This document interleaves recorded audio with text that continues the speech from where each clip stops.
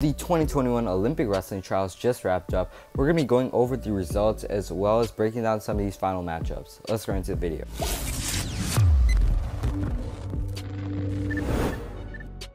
Then at 57 kgs, Thomas Gilman and Fix both teched their guys in the opening rounds.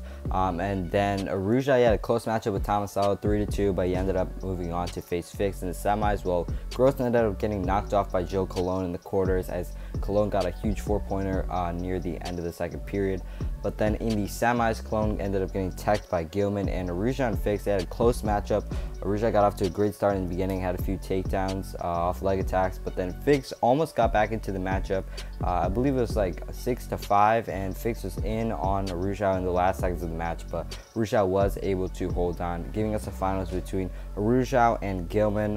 So it's great to watch, but Gilman, I mean, he looked great out there. Aruja started off very well, similarly to the Fix matchup. Got a takedown and then a lace to go up 4-0, but Gilman was able to close the gap with some push-outs, and then he ended up winning. And then in the second matchup, Gilman was able to win this one as well. He got a takedown while Aruja had 2 push-outs, so he won on criteria. Then at 65 kgs, we had some crazy upsets here. I mean, Ashnal, it was a close matchup between him and Zayn in the opening rounds. 5-1 win for Zayn by decision. And then Oliver and McKenna both won their matches as well pretty comfortably, with Oliver beating Nick Lee, who looked great in the consolation finals, but we'll get back to that later. And then Yanni Diakmahalis ended up teching Molinaro 10-0, and Molinaro actually ended up retiring after that matchup. So then in the semis, it was Yanni versus Oliver. This was a crazy matchup. I believe it went to 4-4 on criteria, with Oliver winning here. Crazy upset. Yanni Diakmahalis getting knocked out of the tournament, and then Zayn Rutherford, the 1 seed, also got upset by McKenna 8-5. So the 1 and 2 seed both not making the finals. It was pretty crazy.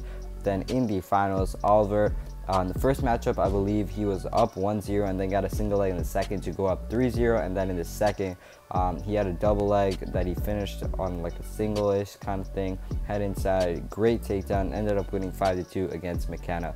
But in this weight class, what was even crazier is that Nick Lee, in the consolation, he ended up upsetting Zayn Rutherford and Yanni Diakmahalis as well. So he ended up taking third, which was pretty crazy. But one thing to note about this weight class is that Jordan Oliver, who will be the rep, still has to win the last chance in Bulgaria to qualify the USA for the Tokyo Olympics. So it should be a must watch for any wrestling fan. At 74 kgs in the challenge tournament, Kyle Dake starting off in the semis.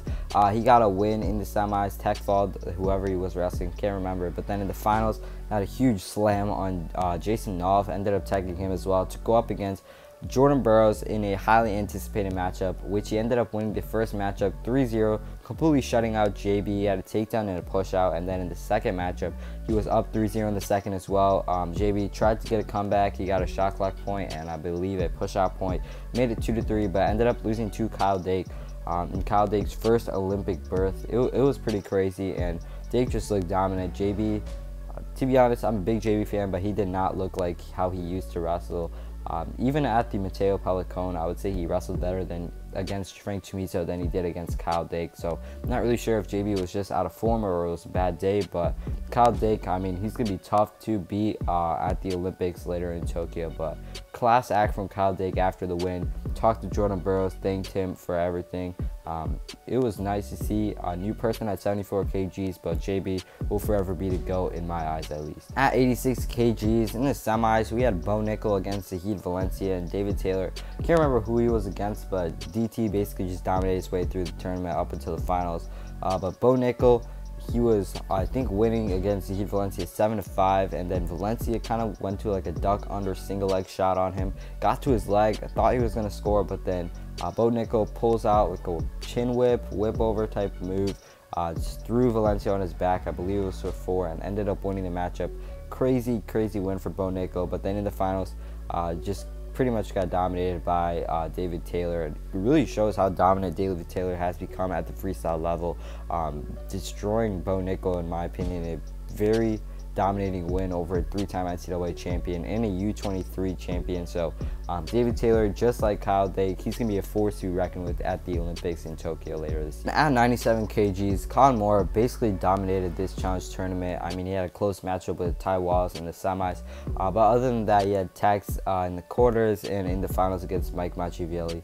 Then against Kyle Snyder, this was highly anticipated. Jaden Cox was the favorite to go up against Kyle Snyder, but since the controversy that happened with him, it was Colin Moore who met Snyder in the finals. But Snyder, he just took care of business. He got a tech in the first matchup, and then in the second matchup, won against Colin Moore 5-1. So a straight Olympic appearance for Kyle Snyder, looking dominant at the trials. Could be back-to-back golds for him in Tokyo. So that would be definitely an interesting thing to watch out for later this year. And at 125 pounds, this was all just Gable Stephens. Dominated his way through this whole entire finals. If there was the best wrestler, most dominant wrestler of the tournament, it would for sure have to go with Gable, as he tagged everyone. Even in the finals, he had a tag against Nick Gwiz, and then in the second matchup, I believe it was like 9-2 or something like that. Didn't tag him, but was pretty close to it. And I feel like he probably could have tagged him, but was kind of just trying to save energy or something, I guess. Didn't really care since he was up by that many points. But Gable Stephens, he's going to be tough to beat on the heavyweight circuit if he continues freestyle at the senior level. Heard he's going into WWE. That would suck for USA Wrestling, but at the Olympics, could see him make some big upsets at the Tokyo tournament. So that's going to wrap up our video talking about the recap and the results from the Olympic wrestling trials of 2021. If you guys enjoyed and learned something new, make sure to leave a like, comment down below, and sub for more content like this.